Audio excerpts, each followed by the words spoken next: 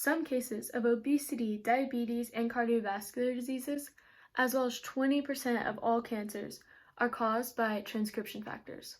Now, I bet you're wondering, what is a transcription factor and how does it lead to the onset of all of these diseases and cancer? Well, allow me to explain. Today I will be giving an introduction to transcription factor binding sites with a specific look at the HER2 gene. Transcription factors are responsible for governing the way that genes are transcribed and analyzed. To formulate a better understanding of this principle, I'm going to show you how these transcription factors enable the upregulation of a gene that is extremely prevalent in cancer. Today I'm going to be referencing a gene called HER2, which transcribes a certain protein known to control the spread and growth of cancer and plays an important role in the pathogenesis of various solid tumors, particularly in breast and ovarian cancers. So to begin, I'm going to explain how transcription factor binding sites work to activate this gene.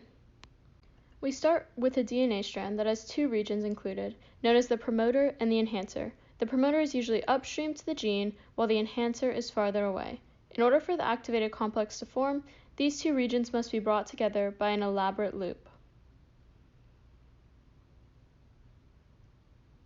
Through a cascade of signaling, the transcription factors and mediator complex are activated.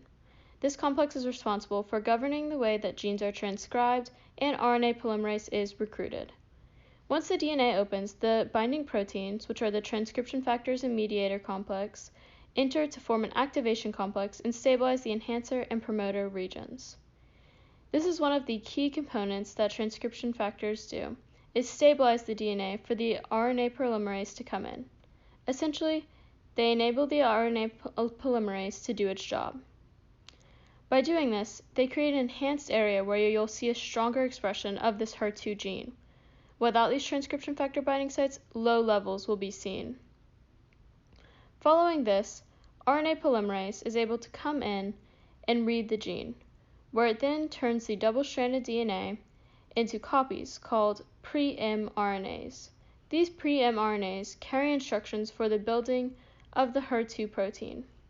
Within the nucleus, these pre-mRNAs are cleaned up with some sections removed, then they exit the nuclear pore as mRNA, where they begin the process of synthesizing the protein associated with the HER2 gene. This process all creates an upregulation of this gene. The effect of this upregulation of the gene HER2 in this situation would likely denote that the cancer is spreading through the breast or ovarian regions of the person analyzed. Additionally, some transcription factor binding sites repress the HER2 gene, which would likely indicate that the cancer activity has decreased.